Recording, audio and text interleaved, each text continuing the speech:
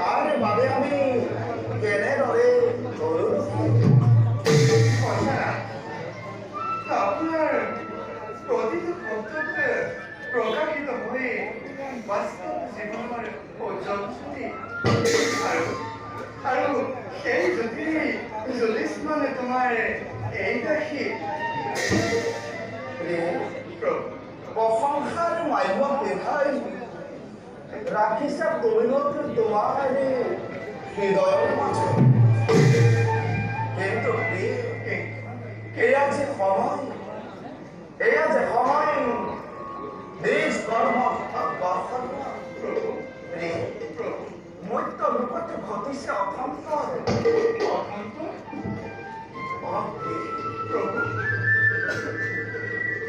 কোনে ঘটাইছে এই অখন্ত ইয়াৰ অভিষেক বিৱৰণ মোক প্ৰভু প্ৰত্যক্ষ পৰাশন তুমি কৌ মহেশ্বকে ৰাজ্য অত্যাচাৰ অনাচাৰ অন্তৰ বদে দুষ্ট সহস্ৰ জোৰে নিৰ্দোষী পণ্ডিত আৰু বিদ্বানসকলৰ ওপৰতে কিবা দৰে চলাইছে নিজৰ অত্যাচাৰ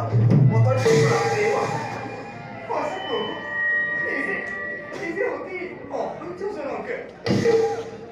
দুষ্টই ৰাজাকৈ দুষ্টয়ে কৰে এনে অত্যাচাৰ সকলৰ ৰূপ নকৰি পৰা নাই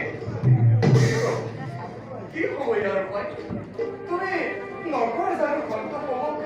উদ্ধাৰ প্ৰভু দেৱী यदा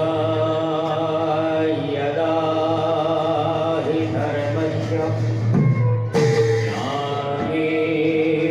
ग्लानिर्भवति भारत अद्भुतानं महधर्मस्य तदात्मानं सृजाम्यहं परित्राणाय साधूनां विनाशाय दुष्कृतं धर्मसंस्थापनार्थाय सम्भवामि युगे युगे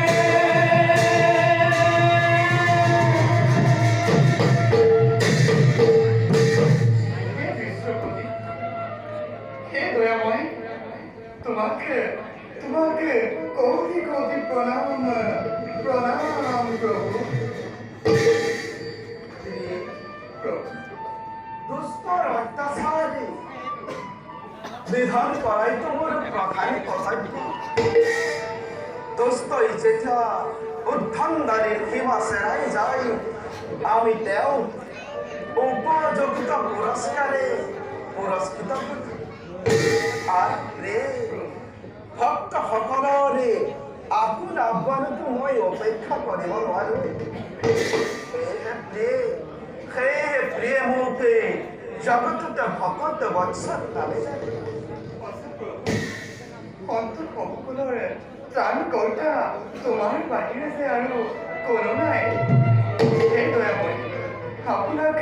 কাতোৰ অনুৰোধ ৰক্ষা কৰক সেই সন্তসমূহক আৰু শাস্তি দিয়ক সেই দুষ্ট সহস্ৰজনক নিশ্চয় প্ৰিয় তোমাৰ মনোবাঞ্ছা মই নিশ্চয় কৰিম ব'লা প্ৰিয় যাওঁ এতিয়া আমি খন্তেকে বিশ্ৰামৰ হেতু